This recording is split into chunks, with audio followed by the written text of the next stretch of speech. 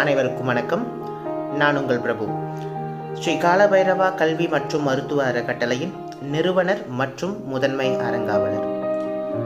April மாதம் தங்களின் பேராதரவால் செங்கல்பட்டு மாவட்டம் ஆத்தூர் கிராமத்தில் நிறுவப்பட்ட நமது அறக்கட்டளை இந்த சமூகத்திற்கு தேவையான பல்வேறு செயல்களை செய்து வருகிறது தங்கள் பேராதரவுடன். அப்படி ஒரு செயலாக ஃபீட் த வாய்ஸ்லெஸ் என்று சொல்லக்கூடிய ஒரு திட்டத்தை இன்றும் தங்கள் பேராதரவுடன் நாங்கள் நடத்தினோம்.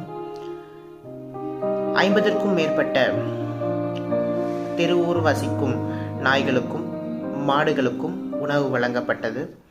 வாழைத்தார், பொறை, பிஸ்கெட்டுகள் போன்ற உணவை வழங்கினோம்.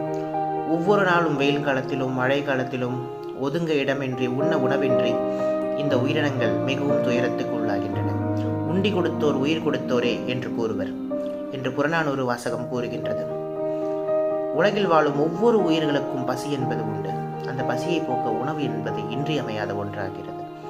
திருவள்ளுவர் கூறுகையில் அறத்துப்பால் ஈகை என்னும் அதிகாரத்தில் 227வது குறளில் திருவள்ளுவர் கூறுகிறார், பாத்தூன் மருகி எவனை பசி என்னும் தீப்பினி தீண்டல் இல்லை.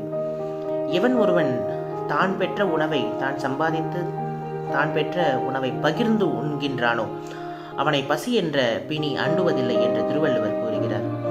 நம்மால் இயன்றவரை இயலாதவர்க்கு உதவுவோம், உதவுவரை ஊக்குவிப்போம். பசி என்ற பிணியை இவ்வுலகத்திலிருந்து நீக்க அனைத்து முயற்சிகளையும் எடுப்போம். ஸ்ரீ காலபைரவா கல்வி அறக்கட்டளை தங்களின் பேராதரவுடன் இந்த முயற்சியில் ஈடுபட்டுள்ளது. தங்கள் ஆதரவை என்றென்றும் எதிர்பார்த்து நன்றி கூறி விடைபெறுகிறேன். நன்றி.